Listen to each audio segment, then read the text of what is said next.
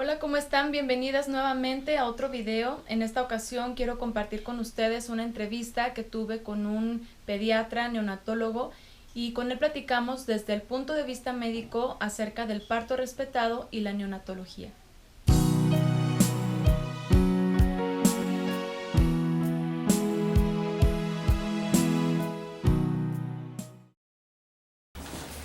Muy bien, pues buenas tardes, doctor. Bienvenido. Muy buenas tardes. Estamos en esta ocasión con el doctor Felipe Castellanos, neonatólogo, y le agradezco mucho que nos permite este tiempo para informar a nuestras amigas con respecto pues, al parto respetado, que es lo que estamos buscando dar a conocer.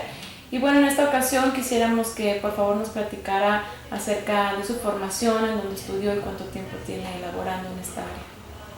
Bien, yo me formé como médico en la Escuela Médico Militar en la Ciudad de México. Posteriormente me hice pediatra en los hospitales infantiles del Departamento del Distrito Federal y posteriormente estudié neonatología en el Hospital de Ginecobstetricia número 2 del Centro Médico Nacional, del antiguo centro médico que cayó con el terremoto de 1985. Sí. Muy bien. ¿Eso hace cuánto tiempo estamos hablando? Yo me gradué de neonatología en el año 1976, hace 41 años. Y desde entonces me dedico a atender recién nacidos. Sí, vale. Mucha experiencia. Mucha experiencia, sí. ¿Cuántos niños atendidos?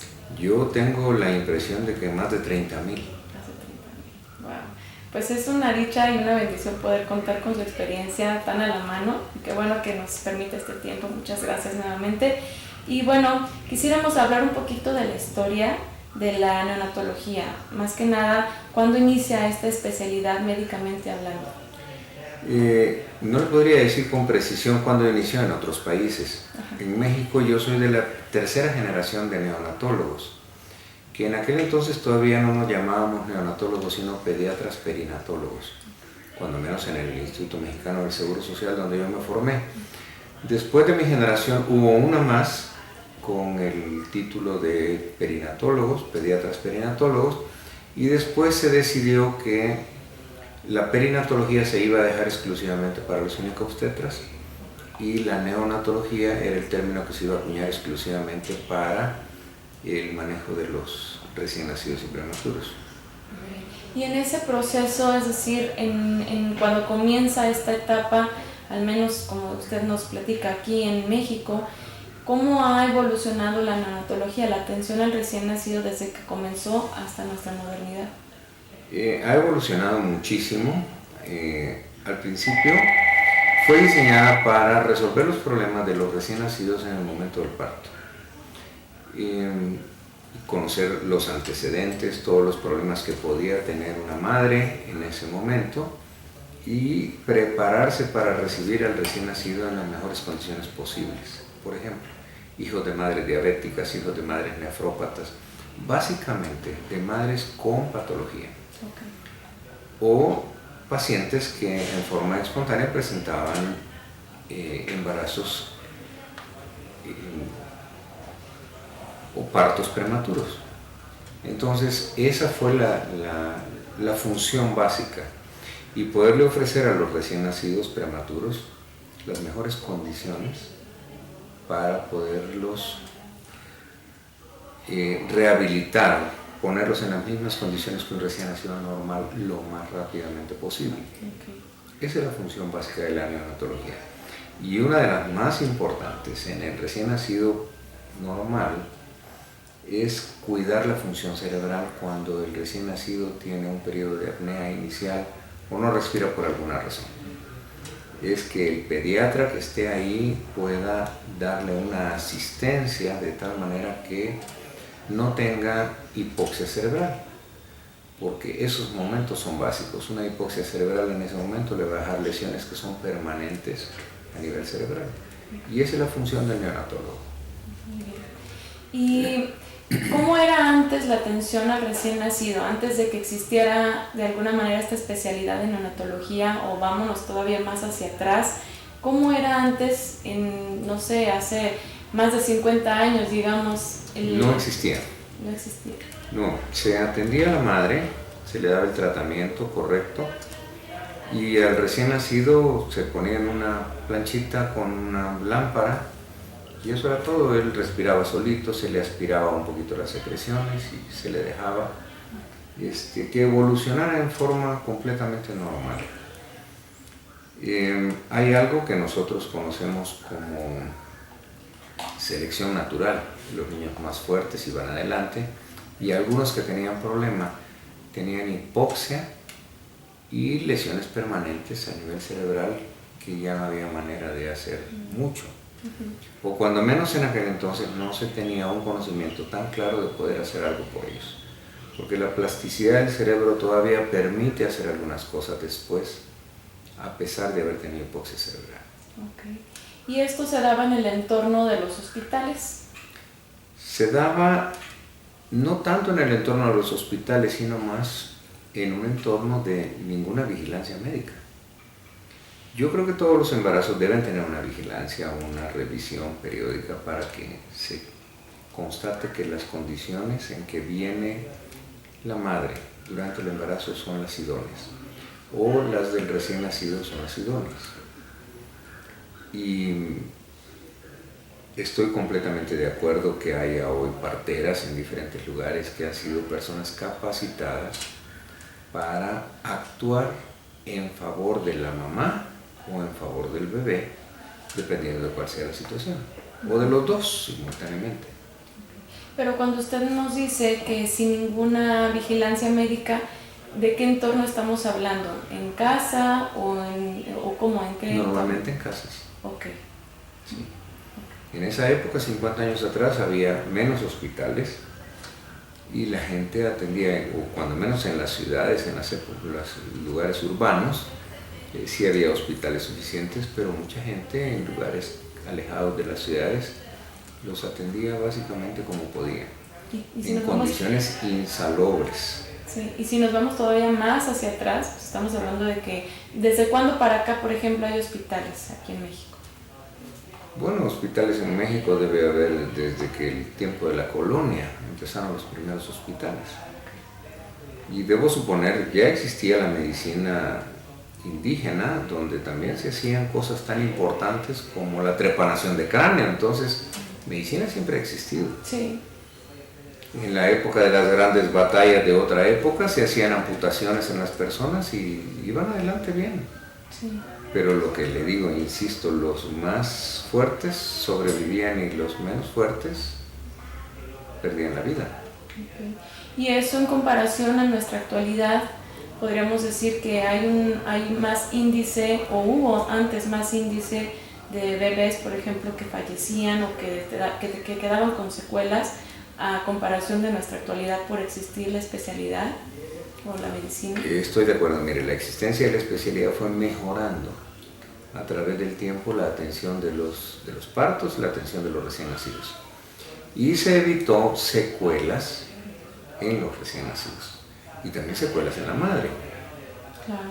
Y esa ha sido la función de la ginecobstetricia, por ejemplo, tener menos secuelas en la madre y tener niños que nazcan en mejores condiciones. Entonces sí ha habido mejoría. Ajá. Yo supongo que hoy lo que está pasando es que la intervención del médico ya es en todos los casos. Sí, cuando estamos hablando de que tiene que haber una valoración personalizada para definir en qué momentos es pertinente la intervención de, por ejemplo, en este caso del neonatólogo, o en qué momentos, como usted nos dijo al principio, podríamos permitir que solo el niño evolucionara cuando todo venía normal y nació en condiciones normales y todo su proceso continuó normalmente, digamos, ¿no? Es correcto. Miren, en Europa normalmente los embarazos son llevados adelante por parteras. En el Medio Oriente son llevados por parteras, pero son personal capacitado que manejan equipos de tecnología para vigilar el transcurso del embarazo, para ver las condiciones del corazón fetal, todo en buenas condiciones. Y cuando tienen alguna circunstancia que le llama la atención o que se sale fuera de un esquema rutinario normal, entonces se pide la intervención del ginecobstetra. Así es. De hecho, he estado presente en esas intervenciones. Sí. Okay. Entonces, dicho esto, ¿considera usted que la formación de ginecobstetras y neonatólogos está diseñada para ser auxiliares o fueron creadas para estar necesariamente en cada nacimiento? Porque hace un momento usted me comentaba que estaban para resolver problemas, Sí. ¿sí? Entonces, ¿fueron creadas estas especialidades más que nada para esos casos emergentes? Fueron creados para tener un cuidado, una evaluación a través de todo el embarazo, para que llegue al momento del parto en las mejores condiciones, la madre y el feto. Sí.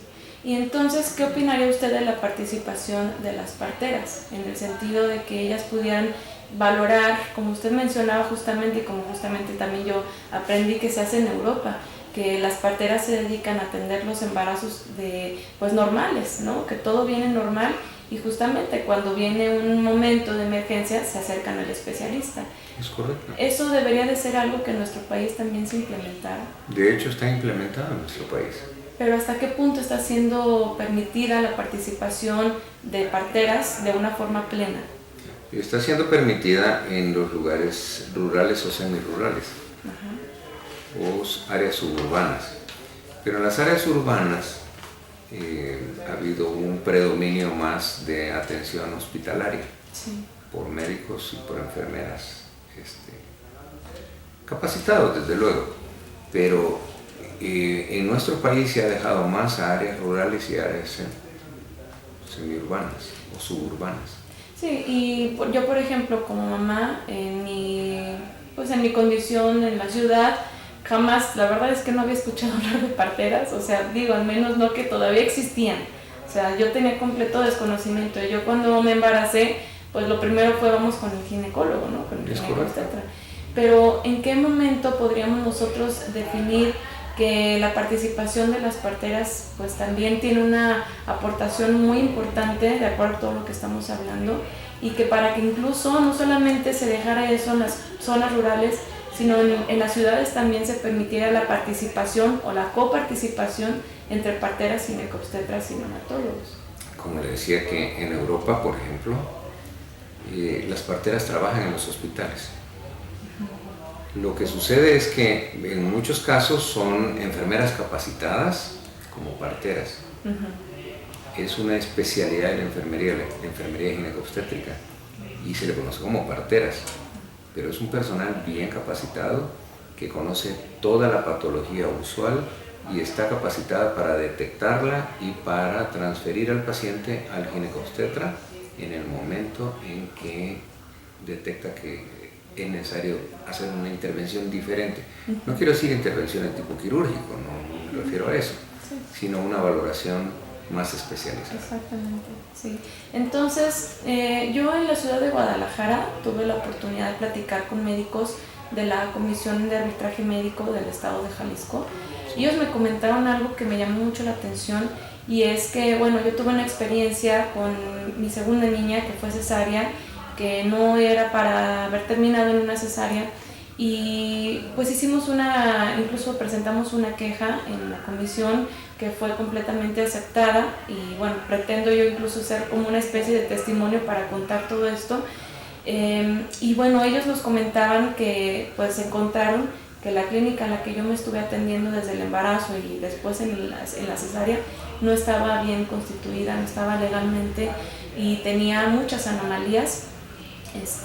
Por mencionar un ejemplo, estaban emitiendo las recetas con el nombre y cédula de un doctor que no estaba presente, que no era la persona que estaba atendiendo.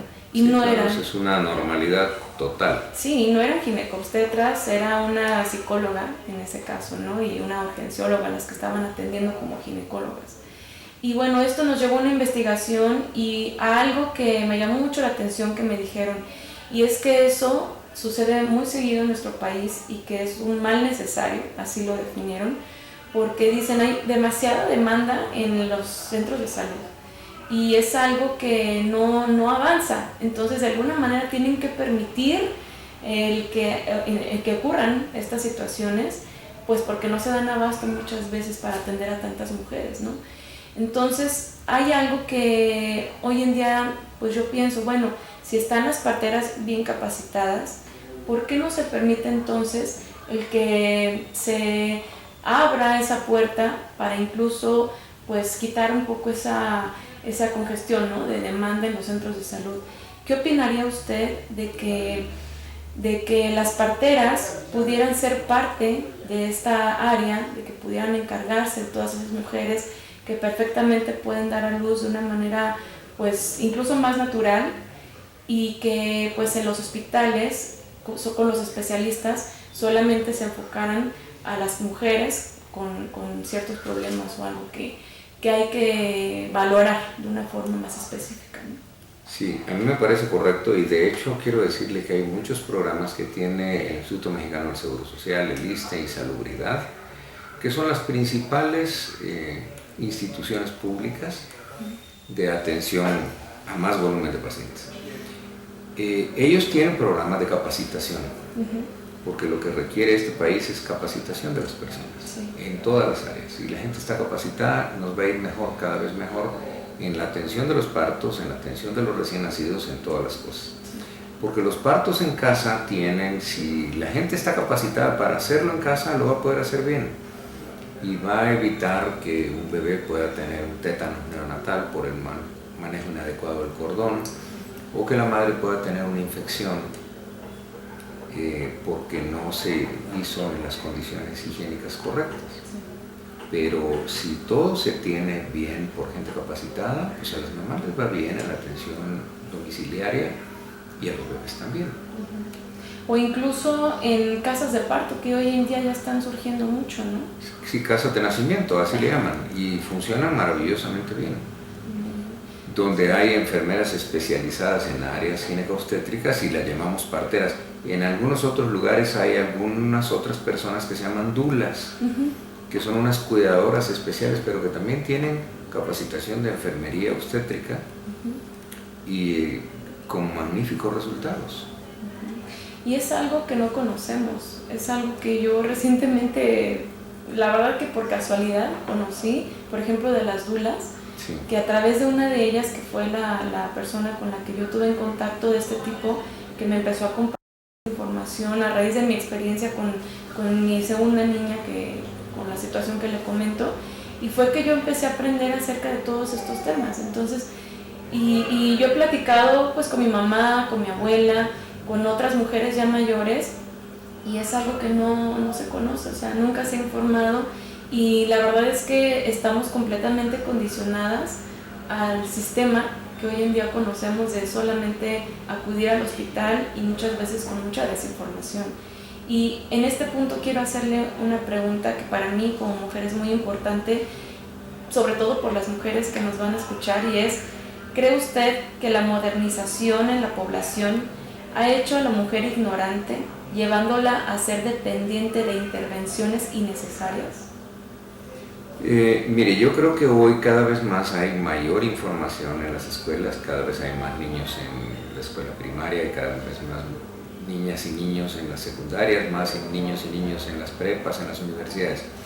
Entonces la gente va teniendo más conocimiento, más cultura, y entre más cultura tenga, siempre va a buscar servicios que sean más adecuados para su atención médica. Entonces eso mismo pasa, por eso las personas prefieren dentro de las ciudades, en las áreas urbanas, atención hospitalaria. En las áreas suburbanas, ahí es donde funcionan muy bien porque no hay tantos hospitales. Y para una persona viajar a un hospital significa varias horas. Nosotros que vivimos en un área, en una zona que está la Ciudad de México a 1 hora, y hay hospitales dentro de la ciudad de Cuernavaca, pero en áreas muy alejadas, en estados mucho más grandes, los centros hospitaleros a veces están tan alejados como a 3 o 4 horas. Sí. Y transportarse a esos lugares pues tiene sus circunstancias más difíciles. Entonces la gente que debe estar ahí debe estar bien capacitada para que no tenga esos problemas y puedan resolver casi todas las cosas que son necesarias resolver. Sí. Y hablando de las ciudades, en donde tenemos acceso más en corto a los hospitales y a este tipo de personas capacitadas, aún así podríamos hablar de que podríamos buscar estas otras alternativas de dar a luz fuera de los hospitales, Y lo digo porque en mi experiencia con mis 3 hijos, bueno, sobre todo con los 2 primeros, el primero pues fue parto natural, bueno, parto vaginal porque natural al 100% no, pero fue en un hospital y con cierta atención que nosotros estamos acostumbradas a recibir y creemos que es la que tenemos que pasar cuando damos a luz pues en un hospital. Sin embargo, pensando en las otras opciones que nosotras tenemos y hablando de permitir que nuestro cuerpo pues está perfectamente bien diseñado para parir, Sí, es correcto. y no necesitamos muchas veces esas intervenciones. Hablo, por ejemplo, pues de la oxitocina artificial, del rompimiento de la fuente, o sea, de aspectos que muchas veces pues están de más. En mi caso no era necesario y simplemente lo hicieron por rutina, por protocolos del hospital. Entonces, podemos decir, bueno, nos podemos acercar a los hospitales, pero el problema aquí es la atención generalizada que le dan a la mujer en los hospitales, que muchas veces es innecesaria. Entonces, aún hablando de una zona donde encontramos hospitales accesibles, podríamos hablar también de buscar estas alternativas de dar a luz de forma que no seamos tan intervenidas. Sí existen. De hecho, dentro de la misma ciudad de Cuernavaca hay personas parteras que están atendiendo con método psicoprofiláctico, por ejemplo, y que solo llaman al ginecobstetra cuando realmente han detectado algo que no funciona adecuadamente. ¿En qué caso sería, por ejemplo, en un parto atendido por partera, que pues entiendo que también ellas cuando nace el bebé de alguna manera hacen una valoración y como usted dice están capacitadas para atender quizás en primera instancia alguna emergencia o situación, pero en qué caso entonces ya sería necesario acudir o tener a un neonatólogo presente en un parto de este tipo con partera? Cuando el periodo de expulsivo se vuelve demasiado prolongado, ese es uno, o cuando hay meconio presente en el líquido amniótico porque está mostrando que hay un sufrimiento en el niño. Esos son síntomas, o cuando la frecuencia cardíaca fetal aumenta por arriba de 160 por minuto o baja por debajo de 100. Cada vez que hay una contracción baja por debajo de 100 quiere decir que el bebé está sufriendo o se mantiene con una taquicardia fetal. Entonces esos son básicamente los indicadores de que las cosas no están funcionando bien. Estamos hablando de que ya pasaron más horas de las normales y ya ocurre esto. Y Sí. dentro del marco en el que todo viene normal, en el que no está sucediendo esto, estamos hablando entonces de que no sería algo emergente el acudir a un lugar para ser valoradas. O sea, puede ser fuera del hospital el alumbramiento. Puede ser fuera del hospital el alumbramiento, pero de todas maneras, miren, en mi experiencia, a través de estar trabajando 40 años esto, he trabajado en hospitales de tercer nivel, de segundo nivel, en clínicas pequeñas, pero casi siempre se requiere áreas que estén lo suficientemente preparadas, aún en pequeñas clínicas, con las condiciones higiénicas adecuadas, que tengan algo similar a un quirófano para que todo sea en las condiciones que le permitan evitarse riesgos para la mamá y para el bebé, riesgos de infección. Porque la gente no sabe, por ejemplo, pero llega a un quirófano y lleva los zapatos sucios y viene de caminar de la calle, y en la tierra que lleva a un área de quirófano, si no se ha puesto unas botas, esa tierra puede tener hasta excremento de animales en la calle. Si es cualquier cosa de eso, necesita un gorro para evitar que un cabello caiga dentro de un área que se puede infectar fácilmente. Si un pelo cae en la sopa, usted lo quita y ya sabe si se toma la sopa o no, pero si cae en un área que debe estar perfectamente limpia, puede ocasionar una infección. Entonces son pequeños detalles que se requieren de higiene, que va más allá de la higiene normal, de lavarse las manos, de todo eso.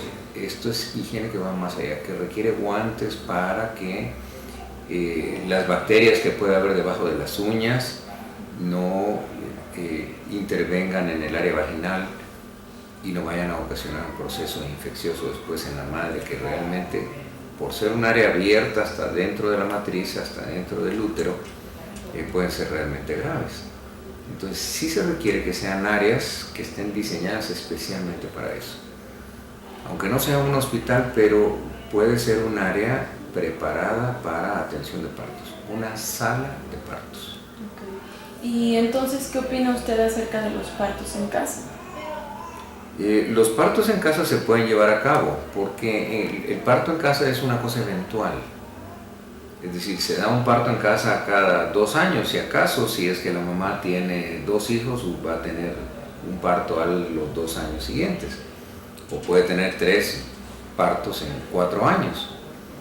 Pero estamos hablando de volumen. En nuestro país se requiere una partera, por ejemplo, busca tener un área específica para una sala de partos, para que las personas puedan llegar y estar ahí en condiciones adecuadas, que tengan todos los elementos necesarios para poder atender correctamente. Entonces, a mí me agrada ver áreas especializadas para cada cosa. Si no, no sucede como la mecánica en la calle. Se le descompone el carro y sí necesita que se lo arreglen en la calle, pero normalmente usted tiene que ir a un taller para que le arreglen su auto. Porque ahí en el taller tienen toda la herramienta, tienen todas las cosas necesarias para resolver las cosas, y es mucho más difícil tenerlo directamente en la calle cuando tiene un incidente. Entonces, algo similar sucede aquí, aunque no sea un hospital, pero sea una clínica que esté preparada y tenga todo lo necesario para atender cualquier circunstancia del bebé. Okay. A mí me llama mucho la atención, no puedo decir de cuántos años hacia acá, pero bueno, los 4 años que yo tengo informándome acerca del parto respetado y todas estas áreas, me he dado cuenta de que cada vez más mujeres buscan o buscamos, en mi caso con mi tercera niña fue parto en casa, y buscamos esta alternativa. ¿Para qué? Pues para librarnos de esa manipulación que recibimos no solamente nosotras en los hospitales por los protocolos rutinarios que a veces pues son innecesarios en algunas mujeres, y no solo sobre nosotras, sino también incluso sobre los bebés. Por ejemplo, hablando de los bebés en su área específica, sí, ellos nacen en los hospitales, tienen una forma de llevar a cabo ciertas rutinas, ¿no? Por ejemplo, inmediatamente cortan el cordón, lo pasan a su área en donde pues le aspiran, le limpian, lo revisan, lo pesan, lo miden, todas estas, pues no sé cómo llamarlo, situaciones que tienen que hacer, ¿no? Que es... Bueno, los médicos capacitados no cortan el cordón inmediatamente, sino esperan a que deje de latir. ¿Cuánto tiempo? Cuando deja de latir. Normalmente tarda 1 minuto y medio, 2 minutos, no más que eso, en forma espontánea. Entonces, ese es el momento ideal. Eventualmente, cuando se trata de una emergencia, es necesario cortarlo de inmediato para atender a un bebé inmediatamente, sí. Pero eso es sobre todo cuando tiene un problema de falta de respiración, una apnea. Pero en forma normal, la gente capacitada lo que hace es esperar a que termine el latido, y a una vez que termine el latido, ya se hace el corte del cordón. Okay. La rutina en los recién nacidos, la intervención que hace el pediatra básicamente es secado y aspiración de las secreciones que en forma normal están en las cavidades bucal y en las cavidades nasales. Eso es básicamente. El secado es sumamente importante porque si no los niños se enfrían, y una vez que se enfrían pueden disminuir su nivel de glucosa, y algunas funciones con el enfriamiento, con la hipotermia, se alteran. Entonces, eso es básicamente. Entonces, se les seca, se les aspira y se les pone debajo de una lámpara para tratar de conservar el calor que en lo que se seca completamente, en lo que se hacen otros procedimientos como ponerle algún antiséptico al cordón, ponerle gotas en los ojos, que eso es una norma, parte de la norma oficial mexicana para evitar la oftalmia purulenta, y también aplicarle vitamina K, que aunque un niño nazca en casa, debe ser aplicado vitamina K para evitar un padecimiento que es parte de una norma oficial mexicana de hace más de 50 años. Sí. Desde 1950 está la norma. Entonces, que le evita un sangrado generalizado que puede ser peligroso para un bebé. Entonces, yo creo que esas cosas, por ejemplo, de la norma oficial mexicana, ya son parte de unas rutinas que deben hacerse. El secar al niño, el vestirlo lo más rápidamente posible, el ponerle una fuente de calor, todas esas cosas ya son una rutina, son intervenciones, pero a mí en particular me parece que son las apropiadas sin ser excesivas. Hoy, por ejemplo, no se les pone oxígeno a menos que esté indicado en forma necesaria. Hubo alguna época en que se abusó del oxígeno. Todo niño recién nacido se le ponía oxígeno. Hoy no. Hoy no, porque el niño nace para respirar aire ambiente, con un oxígeno al 21% como está en el aire ambiente. Entonces, pero que se tenga una fuente de oxígeno ahí, por ejemplo, en un área especializada, o aún cuando hay partos en casa. Yo le digo a la gente, si usted va a tener un parto en casa, necesita tener un tanque de oxígeno, por si tenemos una emergencia, ahí lo podemos auxiliar. Y generalmente las parteras están preparadas con ciertos elementos como esos. Sí, claro. Digo, al menos las que están capacitadas. Las que están capacitadas tienen su tanque de oxígeno pequeño, su mascarilla, todo, y listo para poder auxiliar a una. Exactamente. Y bueno, hablando de esas intervenciones hacia el bebé, por ejemplo, en mi caso, me pasó con los niños, nacen, les hacen todo este procedimiento rutinario y después los llevan, por ejemplo, a las incubadoras. Y bueno... Pero hoy, mire, incubadoras solo en ciertos hospitales de tipo... Bueno, o bajo la lamparita, ¿no? Bajo una lamparita, básicamente. Ajá. Pero bueno, alternativo a esto, ¿no sería mejor llevarlo al pecho de la madre, a su calor? Sí, también. Y esto, ¿por qué no es primero eso? Si fue un embarazo saludable, un parto sano, el niño nació bien, todo está bien, ¿por qué no mandarlo primeramente al pecho de su madre y sí, como protocolo, mandarlo a la lamparita, por ejemplo, para que pueda regular su calor en base al calor de la madre, ¿no? Digo, esto es algo que antes se hacía y hoy en día se ha dejado de hacer de forma pues general. Digo, yo entiendo que hay hospitales, y al menos es lo que yo pude encontrar en la ciudad de Guadalajara, aquí no me he informado, que sí permiten el hecho de que si nace el bebé no cortan inmediatamente, es decir, le dan su tiempo, se lo ponen al pecho de su madre y no se separa del pecho de su madre, y todo lo que hacen dentro del hospital, lo que tienen que hacer con la mamá, ya después con el bebé, al cortar el cordón, todo eso, lo hacen con el bebé, con su mamá, nunca lo separan de ella. ¿Por qué esto no se hace en todos los hospitales?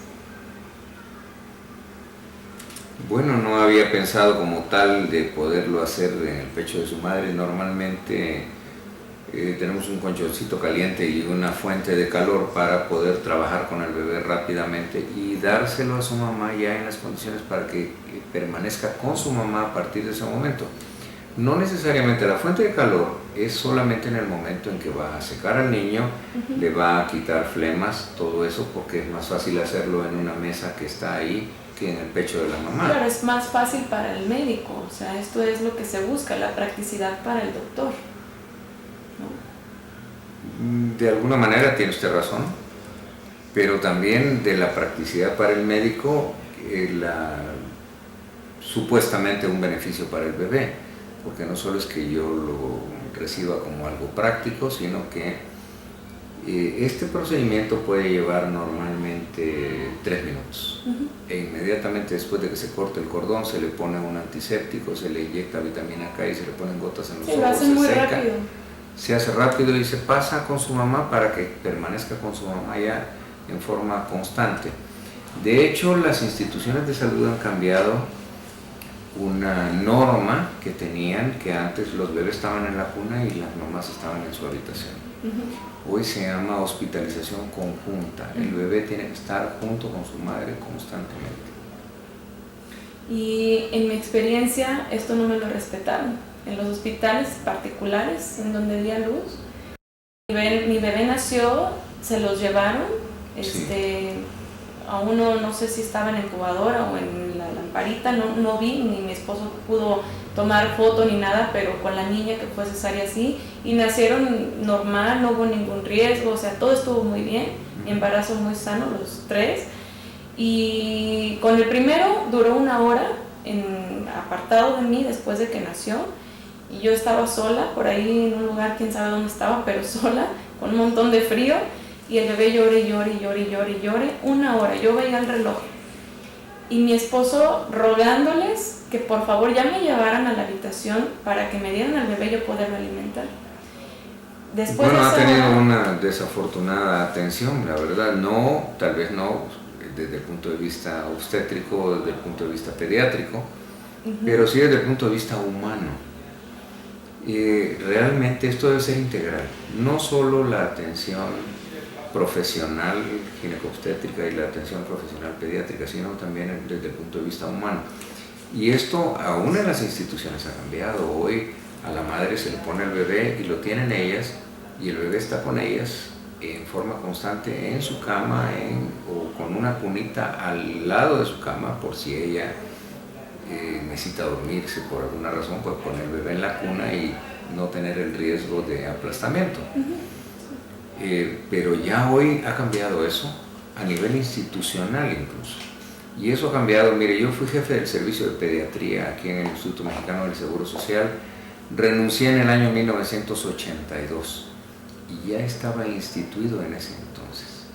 ¿Por qué no se respeta entonces? Porque de verdad no es mi experiencia nada más, o sea, yo le estoy hablando de, bueno, estos últimos 4 años me ha tocado platicar con muchas mujeres, y bueno, por la labor que mi esposo y yo realizamos, que es el compartir estudios bíblicos en línea, he tenido oportunidad de conocer mujeres incluso de otros países. Y esto es algo muy general, o sea, no se nos permite tener acceso a nuestros bebés inmediatamente, se los llevan. Y en mi caso con el primero, como era clínica particular, entendí y después supe que lo que buscaban era que el niño permaneciera otra hora en cunero para cobrar más. Entonces mi esposo exigió que me lo llevaran, me lo llevaron, después se lo querían volver a llevar al cunero para que yo descansara, pero yo dije no, o sea, que se quede conmigo, y la jefa de enfermeras de ese piso me dijo ok, pero no digan que aquí está el bebé, y ahí me dejó al bebé, como que realmente su protocolo era tenemos que regresarlo. En el caso de la niña, que todo estuvo muy bien, me exigieron una mamila. Y yo le dije, no, no la traigo, yo quiero darle mi calostro. Y me dijo, ¿qué no leíste el reglamento? Pero así regañándome, ¿qué no leíste el reglamento? Tienes que traer, aparte de la ropa del bebé, los pañales y todo eso, una mamila para darle su dextrosa, lo le llaman. Y yo dije, ¿pero por qué? O sea, yo quiero pegarle a mi bebé, si no pues la lactancia y luego fue cesárea.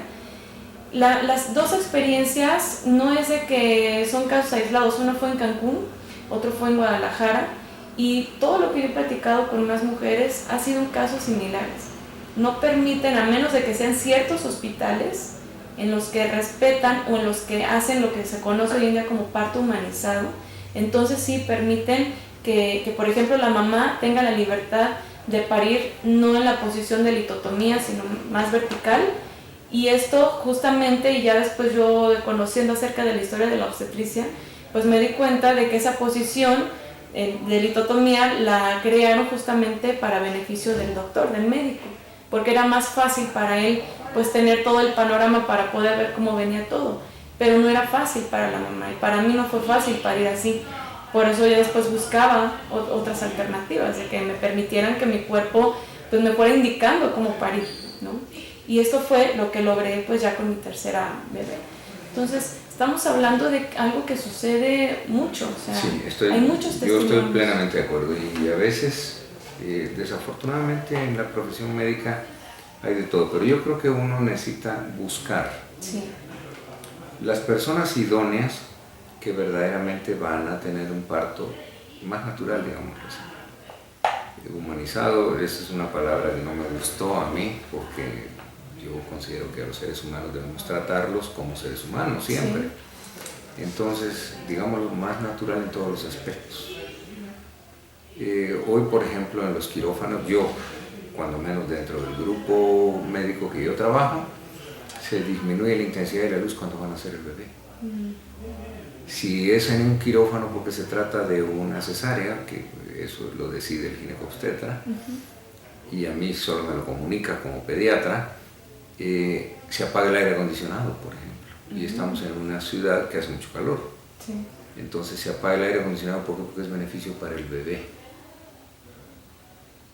Entonces no importa que el personal, bueno, pues sufra la inclemencia del por un momento, ¿no? temporal en un momento, en lo que por eso al niño se le saca, porque no se estén ahogando ahí adentro todos, se le hacen los procedimientos lo más rápido posible, se pasa con su mamá y después se lleva a un ¿cómo se llama? A un cunero.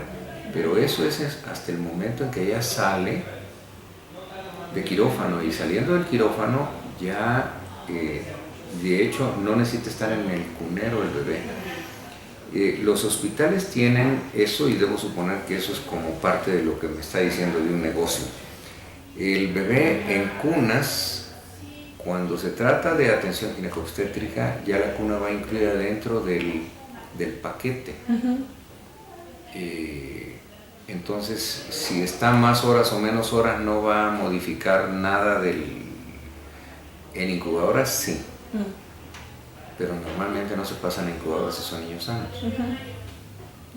Y la otra cosa es que al hospital le cuesta más barato que la mamá le dé pecho a que le dé biberón, porque hay que comprar la leche. Sí. Entonces, yo creo que hoy la gente necesita informarse de personas que tienen verdaderamente el deseo de que las cosas sean más naturales. Sí. Y gente profesional que también tiene el deseo de que todo sea lo mejor para la mamá y para el bebé. Que no solo sea una persona que tenga una atención por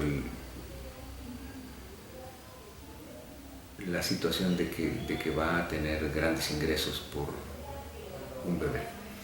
Entonces, mire, yo considero que toda la gente, así como dice, usted me decía de que ustedes dan estudios bíblicos por internet, la misma Biblia dice que el obrero es digno de su salario, y eso es correcto. Toda la gente necesita vivir de algo, pero no podemos ver a la gente como una fuente de negocio nada más, sino una atención que requiere unos honorarios, y eso estoy de acuerdo con ello. Yo de eso vivo. Sí. Pero esto ha pasado mucho en los hospitales cada vez más caros. Hay instituciones que son impagables, así como lo ven, impagables. Pero también hay personas muy capaces en todas las instituciones y en pequeños hospitales que le pueden dar la misma atención que le dan en un hospital carísimo, y no tienen que pagar todas esas cantidades que son verdaderamente exorbitantes. Sí. Yo conozco hospitales en la Ciudad de México que una atención ginecobstétrica por un parto cuesta 180,000 pesos. Y eso es, ahí le dicen, va incluido todo. El pediatra, el ginecobstetra, el anestesiólogo si necesita, la cuna, la atención al hospital, el quirófano, todo. Pero claro, 180,000 pesos implica a veces de algunas personas el salario de un año. Sí. Y hablando de los hospitales y el personal que atienden de una manera más cálida y más personalizada y más respetable hacia la madre y hacia el bebé, estamos hablando de que son contados, digo, no es algo, o sea, uno tiene que buscarle. Estoy de acuerdo que tiene que buscarle, porque hoy las cosas están así. Sí. De hecho, tiene que buscarle hasta en las escuelas en las que van sus hijos. Sí, en todo. Sí. Entonces, bueno, en base a mi experiencia, en base a los testimonios de muchas mujeres, en base a lo que comentamos de que hay que buscarle, porque no todos los hospitales están atendiendo de forma respetada hacia la madre, incluso hacia el bebé, hay que buscarle. Incluso lo que en la prensa hay, porque cada vez hay justamente más, se está destapando más algo que se le ha definido como violencia obstétrica. Y yo he visto incluso y platicado con mujeres que incluso ya no es nada más hacia la madre, sino incluso también hacia el bebé, que justamente y tristemente existe en nuestro sistema personal que sí los ven como clientes, ¿no? Entonces, hablando de todos estos puntos, de todos estos detalles para cerrar este tiempo, estamos conscientemente de acuerdo en que México vive una violencia obstétrica. De alguna manera estoy de acuerdo. Le voy a decir en qué, específicamente. México es uno de los países que tiene un mayor índice de cesáreas en el mundo entero. De alguna manera, si lo vemos así, es una forma de violencia obstétrica. Sí. Comparado con otros países, en nuestro país el índice de cesáreas está alcanzando el 45% y a veces el 50%. Sí. Quiere decir que de cada 2 niños uno nace por cesárea. Y eso supera todo lo que en los demás países del mundo existe como normas o como condiciones para esto. Ahora le quiero decir que todo eso sucede en cierto nivel socioeconómico. En el nivel socioeconómico bajo, los partos se dan al 95% como normalmente existen los cánones de la ginecobstetricia. Y un 5% van a necesitar cesárea. ¿Y todas las demás mujeres de los otros niveles, a qué se debe? ¿A la falta de información de ellas? Falta de información, a veces de solicitud de las mamás. Sí. Hay señoras que llegan y dicen, yo quiero que me hagan una cesárea y la quiero para tal día. Y esto no estamos hablando de que es necesario reeducar a la mujer, concientizarla de los efectos secundarios, de los riesgos que hay de una cesárea innecesaria. No, el personal médico tendría que informarla. Yo estoy de acuerdo con usted. En eso estoy completamente de acuerdo. Lo que pasa es que perdón que me ría, pero hay algo que es muy importante. El médico dice, mire, yo realmente no tengo tiempo para educar a una persona en todo eso. Yo le puedo decir, mire, lo mejor no es que sea una cesárea, lo mejor es que tenga un parto. Pero la persona dice, mire doctor, usted me hace la cesárea o me voy y busco a otro médico que me la haga, ¿no? Esa es la realidad de hoy. Sí, es verdad. Porque me consta, así, literal. Sí.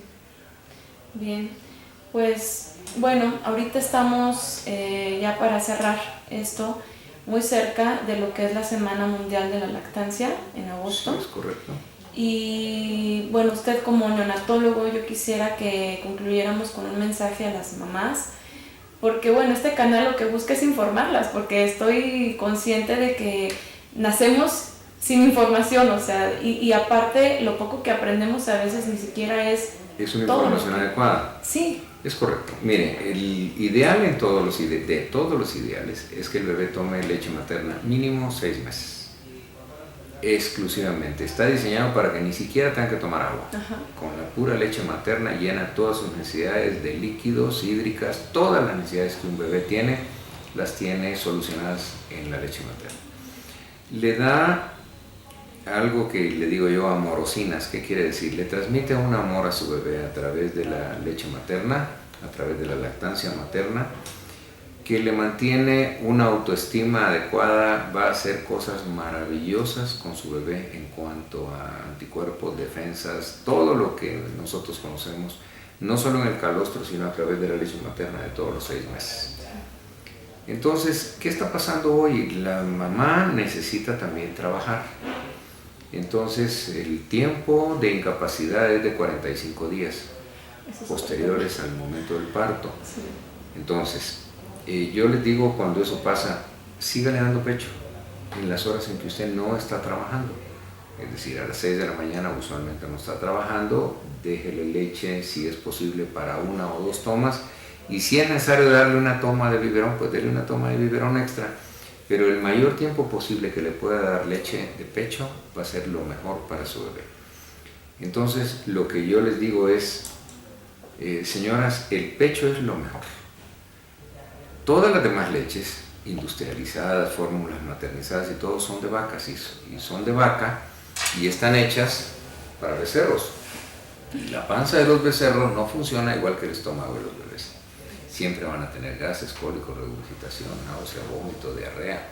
malestar, dispepsia, de todo tipo de problemas, regurgitación y finalmente reflujo. Entonces todas esas cosas que hoy la gente dice, pero es que todos los niños les diagnostican reflujo, pero es que la mayoría de los niños toman leche de vaca. Y no está diseñada para los niños, está diseñado para los becerros. Claro, muy bien. Muchísimas gracias, doctor. Yo de verdad le agradezco infinitamente este tiempo. Es muy valioso para mí como mamá, como mujer, y me da mucho gusto también poderlo compartir con más mujeres. Qué bueno que les sea útil. Agradezco nuevamente al doctor Felipe Castellanos por haberme dado la oportunidad de platicar con él, de realizarle esta entrevista que tiene como propósito ampliar un poquito más la información que les hemos compartido en este canal sobre el parto respetado, y te invito a ti a que te sigas informando, a que sigas cuestionando, a que sigas analizando todo lo que pasa a nuestro alrededor. Y por favor, me gustaría muchísimo que me compartieras tus experiencias o tu experiencia cuando tuviste a tus bebés. ¿Cómo te fue? ¿En qué circunstancias? ¿En qué entorno?